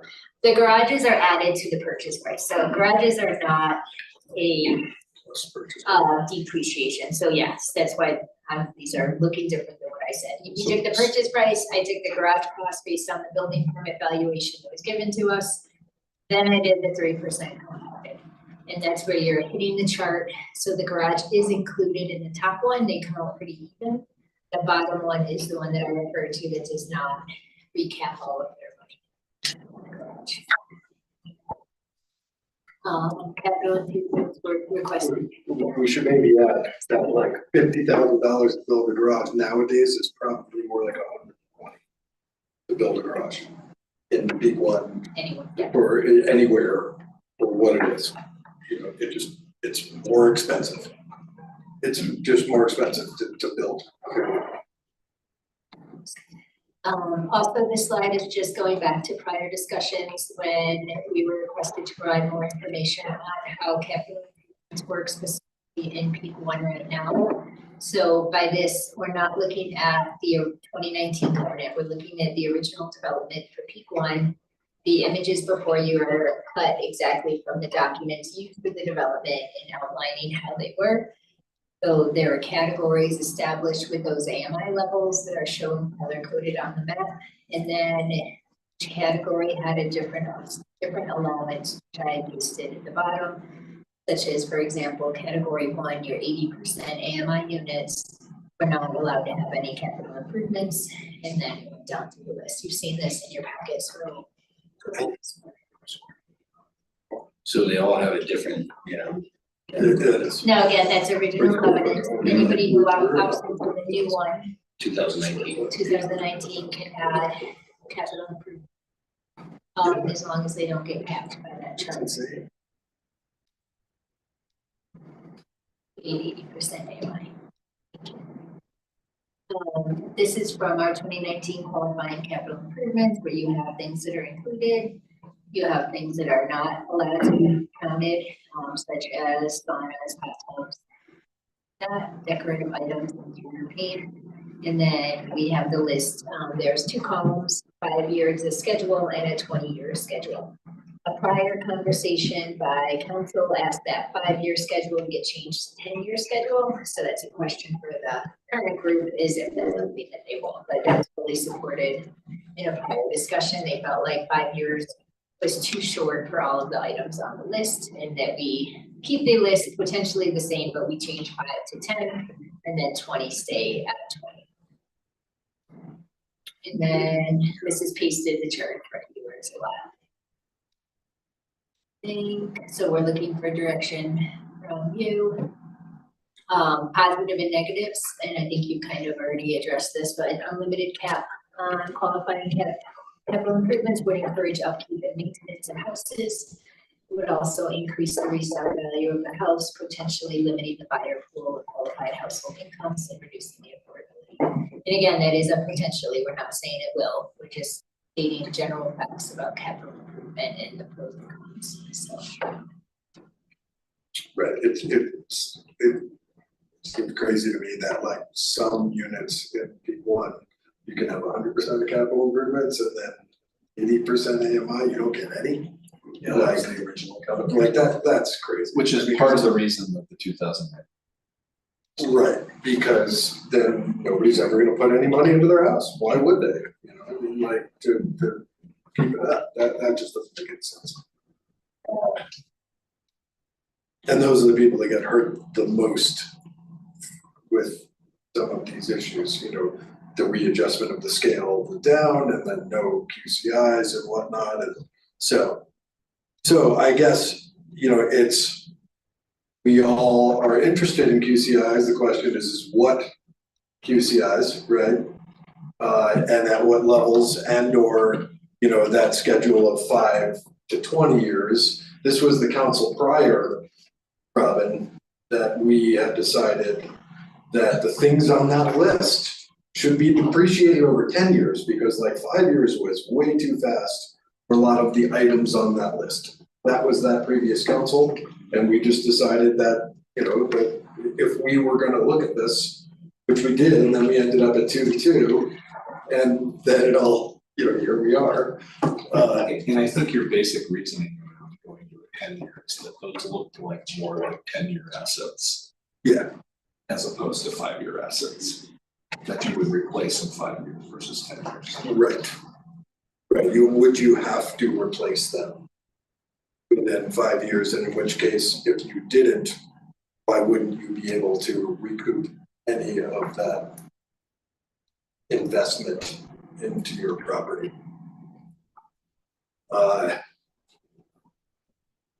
You know, so I guess I remember us talking about this 23, and I thought that we had decided that we wanted to refine this and not just change the 5 to a 10, but to like be mindful about like washer dryers these days, they don't last that long, I don't know, That's but like being mindful. They allow 5 years now. Yeah. Or 8 years. Like I could see this list expanding and not just changing to 5 to a 10, but at least that's what I thought we had decided when we talked about this briefly a couple weeks ago. You could Yeah, I don't know. Yeah, I don't know that you're wrong, I just don't think we maybe got to Yeah, a consensus or something at that point. I guess I would like to like see from professionals, what is a refined capital improvement depreciation schedule? And maybe keep a 5-year and also put in a 10-year. And From a professional, what do you mean? like people who know about these things, I don't know Would anything you about consider them. yourself, I mean, seriously, would you consider yourself You know, I am not a professional as far as depreciation per, items, like I can tell you, you can put a roof on your house that might be a 15-year or 30-year roof. And that right there tells you what that is. They come with numbers. Right, they come with numbers, but obviously a washer dryer doesn't come with that. They do say 10 years on the front of the dryer, but I've already, had to replace twice within about that time frame. So I mean, that it's a little all over the board. You wanna go down the line, I can tell you, I can tell you about each one, But my opinion. in that case, a 10-year schedule is more beneficial to you. You're having to replace a washer faster than that, getting more value out of it under a 10-year schedule than a 5-year schedule. Theoretically, but then you have a new washer dryer within 5 years, and then it starts the depreciation schedule from that point, right? And then, but then the thing is you have to replace those, that machinery, right? Exterior paint, depending on the paint you use. The hard part about getting Depends toward on- what you're asking, Robin, is that Right, you're talking about grades of finishes, and Yeah, each one of them is gonna have a different. And we can't be responsible for understanding all of that. So it almost drives it towards being more general, which Yeah. is both unfortunate, but it's easier to calculate at time of resale. right, and I mean, if you want an opinion, I can give you an opinion on these things, which would be a well-educated opinion. I'm not a professional on these particular things, right? But that was partially why we originally, I think, were leaning towards the 10-year instead of just picking apart everything on a massive depreciation schedule. Which, depending on what you guys wanna do, I mean, yeah, that would take quite a bit of time, but, And is the depreciation concept and book of ours similar to what is in other deed restrictions that have depreciation schedules? It's similar to the Summit County, that's where it originally started. Okay, Breckenridge has 4 buckets, they have a 5, a 7, a 10, and a 20. right, just. Without depreciation, so they're just, it's just, except for the things that are in 20 actually have a half-life at 10. There's 50% and 100% on those, but everything else is just all or nothing. what would you describe as best practice? The depreciation is definitely what best, to depreciate over time, it matches other things like taxes, but, difficult to police, I think. But the maintenance plans and capital improvement plans of this nature, are fairly new and are not that tested. Don't have a lot of people that have. and I would say we don't hear a lot of criticism of this part of the deed restriction. Probably where we get the most criticism is that in order to qualify for this, you have to save a receipt And if it's a improvement that requires a building permit, you have to have a building permit. And those are the things that sometimes are not there. Very much. So where most people replacing most of the things on the 5-year depreciated schedule are not gonna come to the town. And they And don't say, need it. do I need a permit because I'm putting all new carpet in or whatever else, you know, I mean, it's that kind of thing. Yeah, plumbing fixtures, you know. There's a lot of these things, people aren't gonna get they're not gonna get their QCI for it because it didn't go through the proper channels. The ones that those that are making those improvements that are in deed restriction, it's pretty well known that there's a depreciation schedule. Sure, that they know what they need to do to get it. Okay, Now, it doesn't, there's still cases where people will put a deck on, for instance, and not pull a building permit. right, and then in And which case they and don't. quite often be very lenient and help them get a building permit at time of sale. As long as it meets code, right? And as long as you can go look at it and you can say it meets code because of X, Y, and Z. Right. I don't think that's outrageous. You know, but you're putting a new ceiling fan in where you. Yeah, we actually have approved that last year. We take, people either, they have receipts, sometimes we go with a credit card statement that shows, for example, people had shrubs and we took a meal lunch for, that we can't say for sure it was for those 2 shrubs, but then they're willing to put it on the spreadsheet, give us a receipt and a credit card charge on a certain date. Yeah. Meals lunch for, we're good at Okay, that's good. pretty, I appreciate that. so. So, you know, so then getting back to, do we need to tear this apart? Do we, what do you guys want? You know, Robin's voiced her concerns, where are you guys at? I'm fine with this, with the 10 or 20, you know, I'm fine with the depreciation, I'm fine with the things that are on there.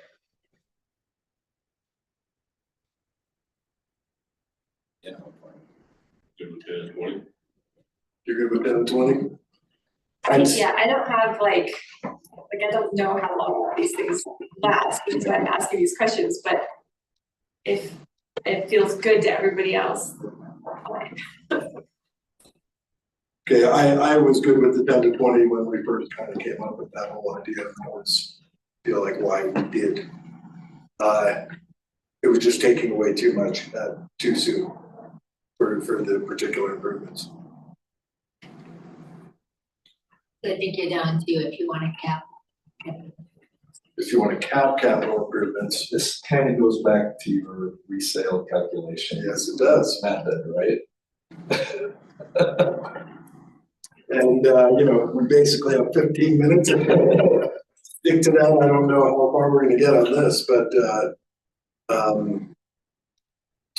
Because you might have different thoughts on it based on if you're allowing the max on the chart. You might think about QCIs one way. If you're allowing only 3% appreciation without any reference to the chart, you might think about the allowance for QCIs differently. yes. There could be So more since you're different 2-2, you have opinions. And since you're 2-2, you have to consider it both ways.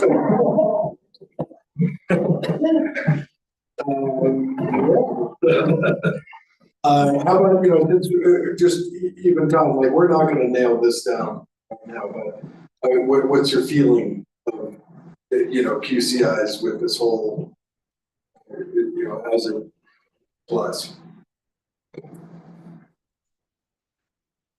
Anyone? Or Well, and the one thing is if somebody- they put too much in, they don't get it back anyways, because if it's the maximum chart, you're not gonna get that. So they, Well, you're your, gonna go over your that. discussion of the maximum on the chart, you have not said whether you can go over that or not. You've only said that's what your calculated resale value is. Yeah. And on the 19, it says you can't go over. That is correct. Yeah. So that's what. That's what brings us back. And you know, my mind goes to, let's say you voted positively on, just gonna take everything to the max on the chart. If that's all you're allowing and you say, well, because of affordability, you don't want to allow QCIs to go above that, then are you back to the point that you're not encouraging people to take care of the property? You know, Very much so. the ramifications of all this. Yeah, for me, you know, depreciation is what devalues the improvements that you've done personally. If you're gonna be capped and you're not gonna be able to get back the improvements, why are you gonna do it? You would do it, in my view, if I was gonna stay in the house forever, I would do it, you know, because it doesn't matter, it's gonna depreciate in 20 years or 10 years. But you're gonna get to enjoy it. And you're gonna get to enjoy it, and then you're gonna have to replace it anyway, right, at some point, right? You know, so, you know, as I view it, if we were talking 3% with no attachment to the AMI schedule, I think you kind of gotta give all the QCIs that somebody could get. You know, because these are improvements that they're putting into their house, and otherwise we are definitely limiting your need to do improvements. It's one thing if your boiler goes out, you gotta do that, because you need heat, right? But then your neighbor's never gonna paint his house, you know, and it's like, well, that's what you end up with. Right? And so at, you know, where the 160 units got to claim all of that, and the 80 units claimed none of it, that makes no sense, you know, so that right there automatically we. So the original method and the original deed Yes, the restriction, original, Andy would vote off the table. correct. That's the way, and that's just me. So like, you know, where are you guys at with that?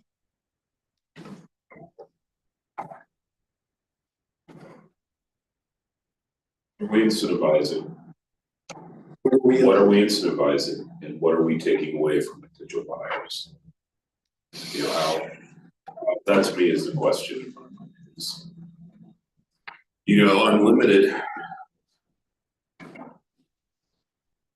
There are going to be people who would be able to have the resources to really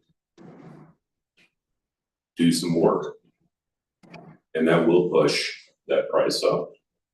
That will take some people out of that bubble. But it also provides for a much nicer neighborhood, much nicer house. But what about those people that are being pushed out there? Yeah, but the affordability does get affected, is what you're saying. Affordability gets affected. So you want to incentivize, of course, upkeep. And, you know, incentivizing means you get something out of it. Your point, not just that you got to enjoy it, no, you get something. You get an increase in value at the sale time. But who are you taking out that you? I don't know. So that's what goes through my mind when you're reading that Yeah, and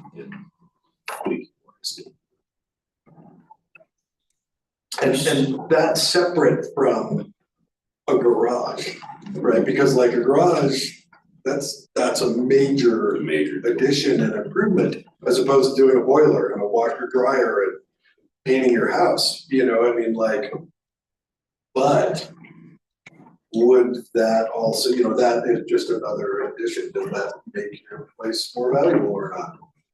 Now, with the unlimited cap, you know, it increased the resale value. But it's still, with the people in the neighborhood, it still can't go over, like if you're on a 120, you have to be in the 120.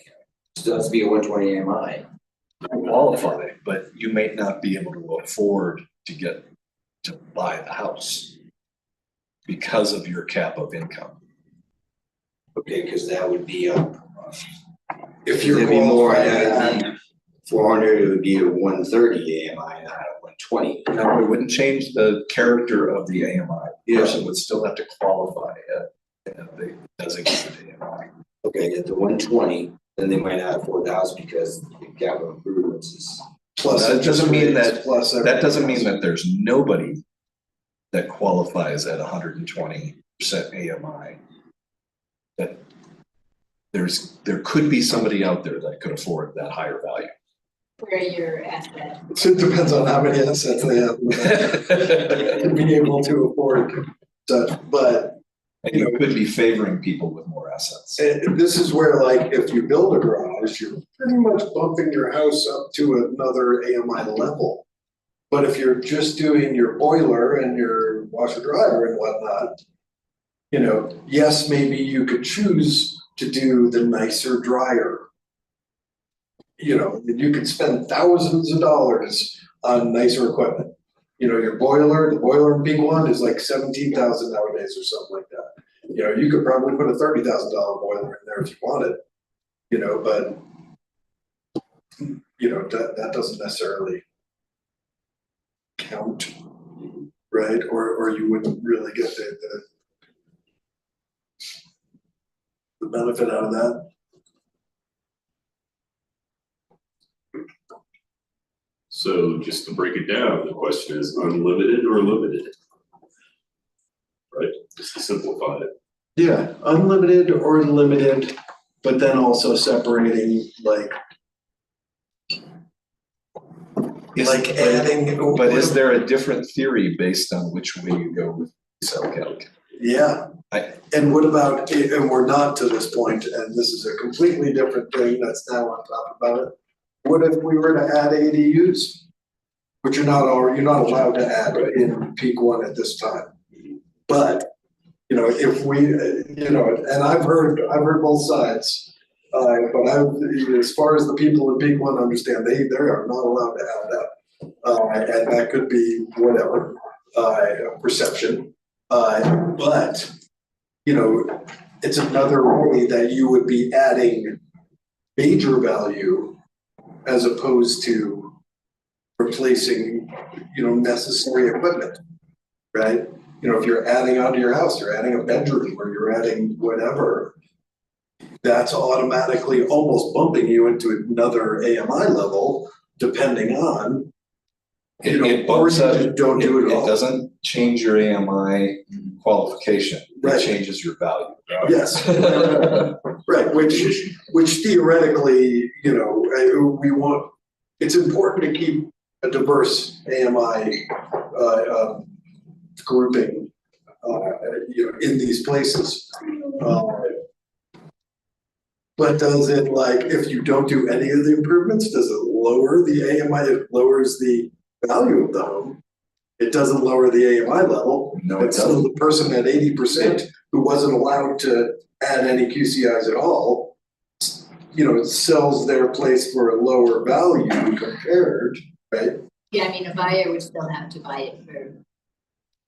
So if it was really run down, I guess, where does the buyer for that unit, or where are they gonna negotiate with their realtors? Right. And then it's, yeah, Which we do hear people, because there's such a need. We have heard from buyers who have taken that part of the topic, a different topic that was on the list, but kind of just maintaining a certain level. People are buying occasional units that are in very disrepair or very disgusting, right? Like, and they just feel like they have to, if they can, because they can, it's the only thing they can get. get in there, and then, you know, you do the work yourself or something to make it acceptable, but so that it was like cap or no cap, major improvements as opposed to a depreciated equipment schedule. I think those are like the big, Well, what do you mean by that? Major improvements versus. like an addition on your house or building a garage. Those two things are already, I mean, They're not in the depreciation schedule. You get them added to the base price. Oh, you do? Yes. So garages, addition. Okay, I missed that. And then per zoning in ADU is allowed in P1 neighborhood, and so for additional, you can build an ADU and get the bathroom. but some people will say is that a unit doesn't qualify for those things, and they're right. Sometimes it's lot coverage, and, all the different things that matter whether you can add on to a house or not. Sure. And that was part Or of garage. the affordable neighborhood, right? That's what we see. You're gonna have a smaller lot. You Yeah, have just smaller not as footprint. much room to add because of lot coverage and setbacks and drainage problems. But they do get added to the base value. Okay.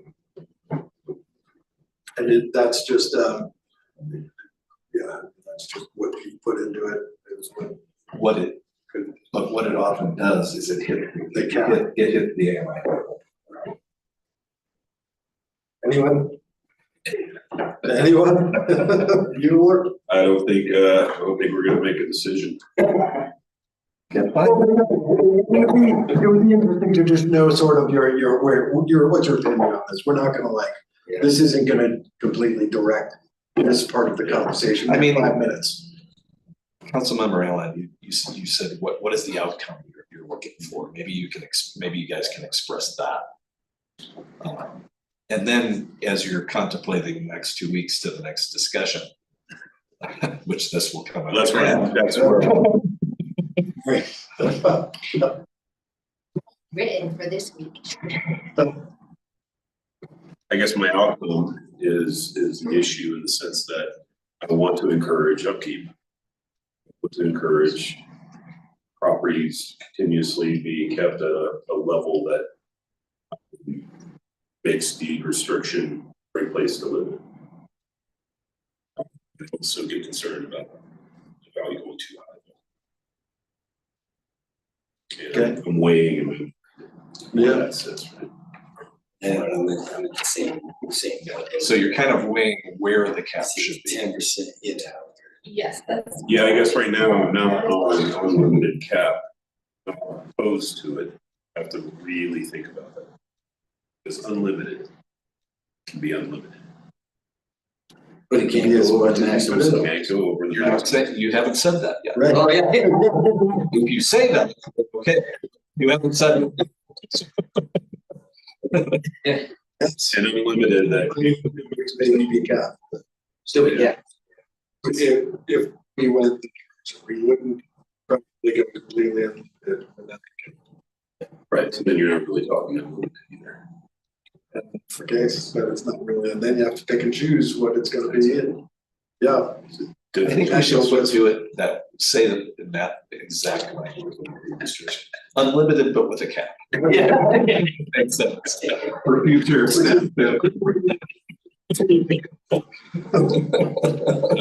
like Peter Robbins. Kind of angle at it.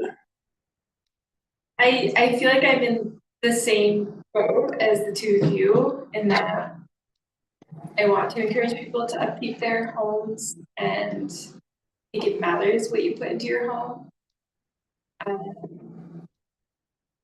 But it can get out of hand pretty easily, it sounds like. So, yeah, what is that happy medium? I'm still thinking about. Well, one of those things or ways we could do that is maybe adding terminology like builder's grade equipment. Or that sort of thing. Is that not? I would worry about having to interpret that in the future. Yeah. And a non-expert in that having to make a decision. Yeah, okay. All right, so then how about that? In the next 2 weeks, you guys, we all should do our homework on what these capital improvements are, what you should be able to get, what we shouldn't. Andy, where do you, just to confirm where you said, so you do feel that just an unlimited cap would be okay at this? Personally, I think an unlimited cap gives you the ability to put the improvements in your house and then get them out, just like the real estate market. Period, right? And it's like if you're gonna buy a unit that was no improvements done to it because whatever, because they couldn't afford it, period. Which may be, then so be it. Then the unit that you put all the nice stuff into is gonna go for more. And it's like the family that can qualify for that is gonna buy that in a second, within 10 days. I don't think that's gonna change anything whatsoever personally. That's my opinion, you know. The incentive to upkeep is very important to me. You know, we've all seen, I mean, deed restriction properties in this country are not new. I'm sure we've all seen them in other communities where there wasn't an incentive to upkeep. And you go 10, 20, 30 years down the line. And to me, I just think deed restricted communities, and I think like Peak One is an example, which is such a prime piece of real estate, that I think I want to make sure we are, you know, nudging people who are yet to buy into Peak One when they buy into something that doesn't look deed restricted. It looks like a nice neighborhood in the mountains. You know, how do you keep that incentive nudging forward, but also keeping it somewhat affordable? Somewhat affordable. So, We don't even use that term anymore, do we? Attainable. Yeah, or sort of, but yeah, right, I'm with you. So I guess with that, Katie, I don't know what we actually got out of today. We had some but, confirmation, adding a lottery ticket, and then just a reminder, so the next meeting will continue with employment, location verification, enforcement. Resident, we already did, making sure that just so you can see it as you tell us you're okay with this still and to enforce it, and then we put in some examples in the staff memo. These are in there about certain, mainly breaking it down more to the questionable things such as remote working that we have trouble trying to kind of determine if they're eligible. So having the council weigh in on some, if they feel like we need to add some of this language, or if we should just keep to what we have. And then location of other property, if you could think about where you're gonna stand as far as outside the county, outside Colorado, or something Is there else. a certain state you wanna target? And then the rest. And then Any discussing this meeting or we? because it's, I believe it's scheduled for 2 weeks, so you're probably just gonna get the same. And then I'll make the update for it. Yeah, we could just expound on mostly QCIs and. Okay. But we could be a little more focused. I mean, we were all over the place Yeah, because, well, and because of the recusal. Yeah, things change. So thank you for letting us do that, because that was gonna be Well, a tough one. yeah, and the reason I haven't drafted a red line version yet is just because of feeling like once it's drafted, people are really gonna wanna comment, and I feel like because it shows we're having different conversations and changes as it all comes connected. I just don't wanna mislead anybody by saying they did this, here's their draft.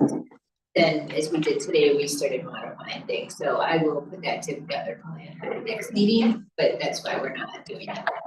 Yeah, okay. how long did it take them to do the 2019 code? We're trying to replace. So, yeah, I was involved with Nancy Carey on that. Yeah. It took us a couple months. Couple of months. Well, I believe that process started with a draft, though, right? Yes, it did, and I do think we did, well, I do know we didn't touch on the subject. The big things we did were the retail calc, and we changed the retirement age to lower it because of many police and bus drivers couldn't retire and stay in their house. The way it's written, so we made some small, but we didn't. That's all. And then the QCI or. And that we copied from either Summit County or Vail or a combination. So it was good. You are discussing much hairier issues. Right. You know, we're looking to tear apart the 2019, where the 2019 was fixing some obvious things. Correct. And then so it was pretty easy at the time, and especially with the SCHA doing what they were doing to say like, okay, well, this is at least standard and easier to get there. We're in the minutia for sure. Yeah. Which will be interesting to see if we end up with anything that anybody wants. Okay, I think that's good. Thank you, everybody, for joining us this evening, and we will adjourn. Thanks, Deb.